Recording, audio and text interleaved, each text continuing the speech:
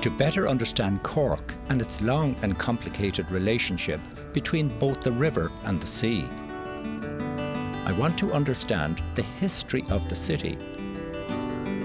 Independent councillor and historian Kieran McCarthy has invited me on a tour of his hometown. Tell me, Cork City, what's its origins? I suppose you're dealing with a city that has experienced every phase of Irish urban development. Well, it had an early Christian monastery, it had a Viking age past, it had an Anglo-Norman walled town, it had a Georgian past, a Victorian past that had 20th century kind of expansion. And all of those kind of different layers are kind of wrapped around, I suppose, a connection with the river and the tide. So if you came back in a time machine here 1400 years ago, what you would actually see is the river kind of making its way into the tidal estuary, but actually weaving its way in and out of a series of kind of marshy islands. So the city centre today is actually built upon 16, 17 marshy islands. Honestly, through the centuries, the city has had a kind of a love-hate relationship with the river.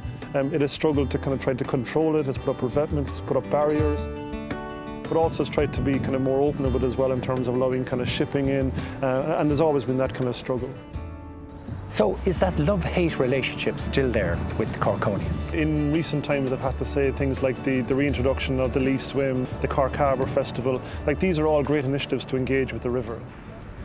Kieran takes me back to a wealthy merchant city of canals and boats that has long since been transformed into one of streets and cars.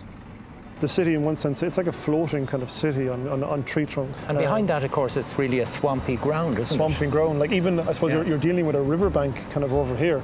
And of course, it's not a stable riverbank as such. I mean, again, it's this fantastic kind of feat of engineering. It's important for me the quay walls are kind of kept intact. I mean, they're part of even this gorgeous view that we're kind of looking up here and that we actually protected as much as possible. We have flooding issues, they need to be dealt with. We have quay walls that are falling into the river, they need to be dealt with. So somewhere in the middle of, we say, business demands, heritage demands, environmental demands, social demands, like there has to be a kind of a compromise. So it's important that we get it right, but not everyone's going to be happy with this as well.